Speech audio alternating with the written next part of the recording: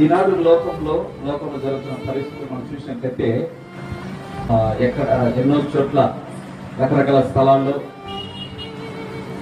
దేవుని నమ్మిన బిడ్డలు గాయపరచబడుతూ, అవమానించబడుతూ, నశించిపోతూ ఉన్నారు.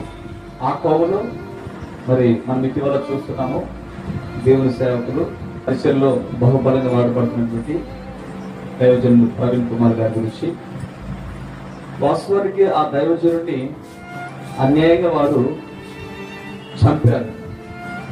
నేనేమంటున్నానంటే దేవుని సేవకుడు చంపవచ్చు, కానీ దేవుని యొక్క ఆలోచనను చంపలేదు. ఒక దేవుని సేవకుడు చనిపోతే అలాంటి వారు ఎంతో మంది వస్తూ ఉంటారు.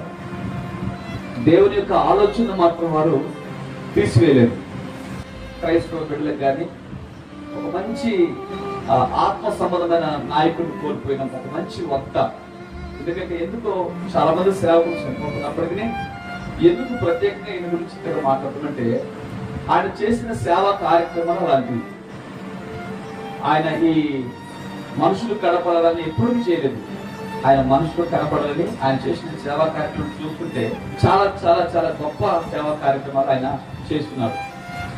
విధవరాలను పోషించటము, అలాగే అనాథ పిల్లలను చేరదీసి వాళ్ళకి చక్కగా చదువులు చదివించడము, వాళ్ళకి మంచి బాగా ఉంచటము, అలాగే బయట దేశంలో కానీ ఇక్కడ కానీ మంచి మంచి సాఫ్ట్వేర్ కంపెనీలో ఎన్నో వందల మందికి ఉపాధి కల్పించడం కానీ, ఇలా ఒక క్రైస్తవానికి అతను ఒక మంచి సపోర్ట్ లాగా ఉన్నాడు.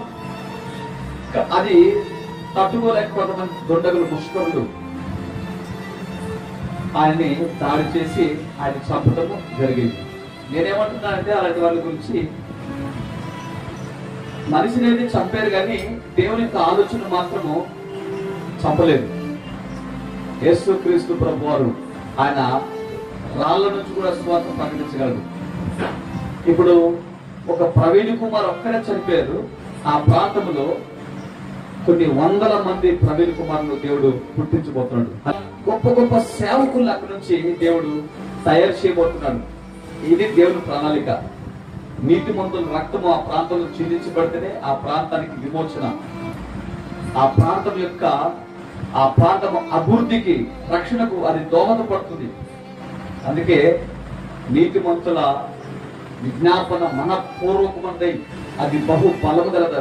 ఆ నీతిమంతుల రక్తం చిందించబడితేనే ఈరోజు భూలోక మానవులకి పాప విమోచన ఎలా కలిగిందో, ఆ దైవజనుడి యొక్క రక్తము ద్వారా ఆ ముష్కరులు అనుకోవచ్చు, మేము ఏదో జయం పొందుకున్నాము అని భుజాలు ఎగరేయచ్చు, లేకపోతే మేము గెలిచాము అని అనుకోవచ్చు. కానీ అంతకు మించి దేవుడు గొప్ప కార్యం దేవుడు జరిగించబోతున్నాడు. ఏమి కంగారు పడాల్సిన అవసరం లేదు. ప్రజలు, అలాగే క్రైస్తవ సంఘాలు, దేవుని సేవకులు, అలాగే దేవుని బిడ్డలు, మీరు సమాధానంతో శాంతియుతంగా ప్రార్థన చేయండి. దేవుడు సహాయం చేస్తాడు. ప్రభు మీ పక్షాన్ని నిలబడుతున్నాడు. ఎందుకంటే యుద్ధము యెహోవాదే, దేవుడే యుద్ధం చేస్తాడు. ధైర్యం ఉండి మౌనంగా సహనం కలిగి ప్రార్థన చేయండి. మీ ప్రాంతంలో చాలా గొప్ప గొప్ప సేవకుల్ని దేవుడు లేపబోతున్నాడు. క్రైస్తవ సంఘాన్ని ఇంకా గొప్పగా ఉజ్జీవించబోతున్నాడు.